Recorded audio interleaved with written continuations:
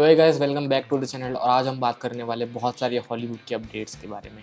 Hollywood की तरफ से बहुत सारी अपडेट्स निकल कर आई हैं और इसमें भी मार्वल के अपडेट्स बहुत ज़्यादा हैं। अगर हमने मार्वल का नाम ले लिया है तो मार्वल से ही स्टार्ट कर। मार्वल की तरफ से सबसे पहले अपडेट ये निकल कर आ रही कि लोकी का सीजन 2। लोकी के सीजन 2 के अपडेट्स रिव्यूज बहुत अच्छे निकल कर आ रहे हैं। मैंने सोचा कि सीरीज का फिनाले होने के बाद मैं इसको एक दिन में पूरा एक साथ बैठ कर देखूंगा, तब आपको इसका रिव्यू भी मिल जाएगा। सीजन 1 बहुत ही मुझे पसंद आया था और सीजन 2 के भी काफी अच्छे अपडेट्स निकल कर आ रहे हैं। पर ये खुश होने की बात नहीं है, मार्वल की तरफ से बहुत खतरनाक अपडेट्स निकल कर आ रही है हमारे सामने। तो पिछले वीडियो में मैंने आपको बताया था कि डेयरडेविल के लिए एक शो रनर को हायर कर लिया गया है और जिस शो रनर का नाम फाइनल निकल कर आया है ये वो और कोई नहीं बल्कि वही है जिन्होंने पनिशर डायरेक्ट किया था और जिन्होंने पनिशर की स्टोरी लिखी थी।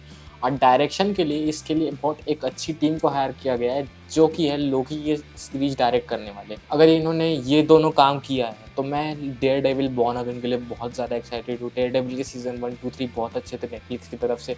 अब देखते हैं मार्वल उसको लेकर कैसे आगे बढ़ता है। मैं देखना चाहता हूँ मार्वल में डेयरडेविल को। डेयरडेविल की बात हो गई है तो अपन अब बात कर लेते हैं एको के ट्रेलर के बारे में। एको में बहुत टाइम से फाइनल था कि हमें किंगपिन का कैरेक्टर यानी कि विल्सन फिस्क और डेयरडेविल यानी कि मैट मर्डॉक देखने वाले हैं। तो फाइनली हमें ट्रेलर देखने को मिल चुका है। विल्सन फिस्क इसमें बहुत एक इंपॉर्टेंट कैरेक्टर प्ले करते देखने वाले हैं और मुझे बहुत खुशी है कि इन्होंने विल्सन फिस्क के कैरेक्टर को बहुत लास्ट के लिए छुपा के नहीं रखा। डेयरडेविल की भी एक झलक हमको देखने के लिए मिली इस ट्रेलर में। मैं तो काफी एक्साइटेड हूँ सीरीज के लिए। मार्वल सिनेमैटिक यूनिवर्स के अंदर हमें ये कैरेक्टर्स पहले भी देखने को मिल चुके हैं शी हल्क और हॉकाई की सीरीज में, जो कि बिल्कुल भी नेटफ्लिक्स वाले डेयरडेविल के लेवल के थे नहीं। मैं बहुत एक्साइटेड हूँ इस सीरीज के लिए। आप भी मुझे बताइएगा कि कैसा लगा। इस सीरीज के सारे एपिसोड्स एक ही दिन पे रिलीज कर दिए जाएंगे, अनलाइक अदर मार्वल शोज जिनके एपिसोड्स हफ्ते में एक बार रिलीज किए जाते हैं। और ये एपिसोड्स मेरे एग्जाम के लास्ट डे पर ही रिलीज होंगे तो मैं एग्जाम के बाद तुरंत ही से बैठ कर देखूंगा पूरा दिन। मार्वल की तरफ से अगली बड़ी अपडेट निकल कर आ रही है ब्लेड की तरफ से। ब्लेड जो मूवी 2020 में अनाउंस कर दी गई थी कि आने वाली है और उसकी रिलीज डेट 3 नवंबर को फाइनल की गई थी 2023 के, और आज 6 तारीख हो गई है पर अभी तक हमें ब्लेड मूवी देखने को नहीं मिली। अगली रिलीज डेट इसकी बताई जा रही है 3 सितंबर 2024 को।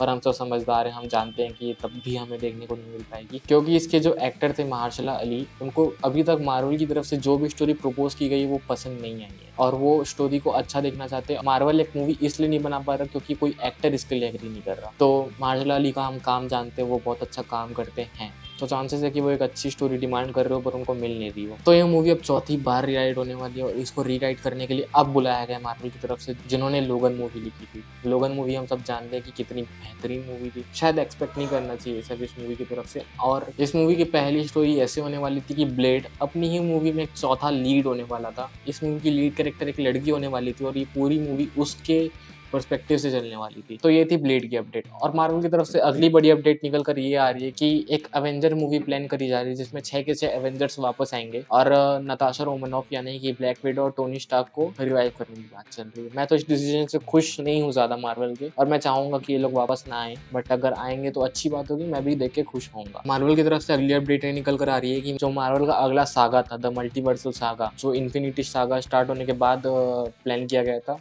जिस तरह से इन्फिनिटी सागा का मेन विलन था थैनोस, उसी तरह से मल्टीवर्सल सागा का मेन विलन होने वाला था कैंग, जिसे हमने लोकी की सीरीज और एंटमैन। तो अब ये न्यूज़ निकल कर आई थी कि डॉक्टर डूम के कैरेक्टर को कैंग से रिप्लेस कर दिया जाता बीच मल्टीवर्सल सागा, क्योंकि जोनाथन मेजर्स जो कि कैंग का रोल प्ले करते हैं उनके ऊपर कुछ एलिगेशंस लगाए गए और उनके ऊपर बहुत सारे केसेस चल रहे हैं। इस कारण मार्वल का ये प्लान था, पर मैं भी इस न्यूज़ के भी, इस अपडेट के भी सपोर्ट में नहीं हूँ मैं, पर भी अगर देखते हैं, अब भरोसा तो है नहीं मार्वल पे, होप्स लगा के रखते, काम है हमारा होप रखना। तो वैसे बहुत ही अचानक से planet of the apps movie franchise की अगली पार्ट का एक टीजर और ट्रेलर तुरंत निकाल दिया गया और हमें कोई अपडेट भी नहीं थी कि ये मूवी कुछ बन भी रही है। ये मूवी इस फ्रेंचाइज की छठी मूवी होने वाली है। एक मूवी आई थी 1968 में, एक मूवी आई थी 2001 में और उसके बाद 3 मूवी की फ्रेंचाइज चली थी और ये छठी मूवी होने वाली है। इस मूवी का नाम है kingdom of the planet of the apps. Trailer मुझे तो ठीक लगा, कुछ खास नहीं था। मैं इस मूवी के लिए एक्साइटेड हूँ और शायद देखने भी चले जाऊँ। अगली अपडेट ये निकल कर आ रही है द मार्वल्स, जो कि 10 तारीख को रिलीज होने वाली है। वो मूवी को इंडिया में कोई आईमैक्स स्क्रीन मिली ही नहीं,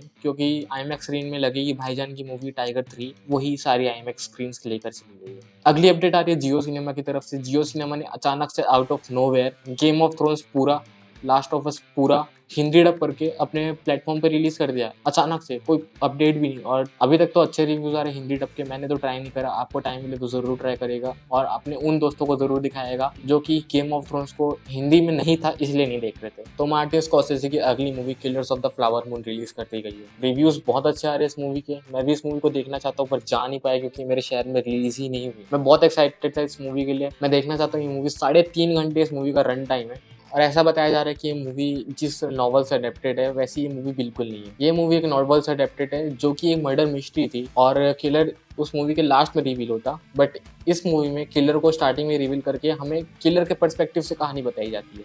मैं इस मूवी के लिए काफ़ी एक्साइटेड हूँ। जैसी ये मूवी एक अच्छे क्वालिटी में रिलीज़ होती है मैं इस मूवी को तुरंत ही देख लूँगा, जैसे भी किसी OTT प्लेटफॉर्म पर आती है। अगली अपडेट निकल कर आ रही है कियानो रीव्स की तरफ से। तो आपको याद ही होगा कि कुछ टाइम पहले कियानो रीव्स की एक कॉन्स्टेंटाइन मूवी रिलीज हुई थी जो कि एक DC सुपर हीरो है।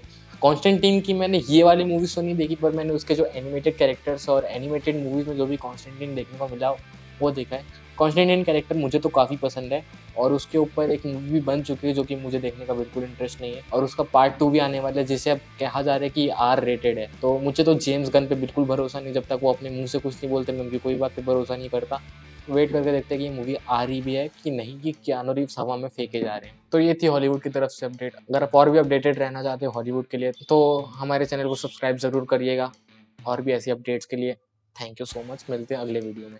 Like share comment and subscribe.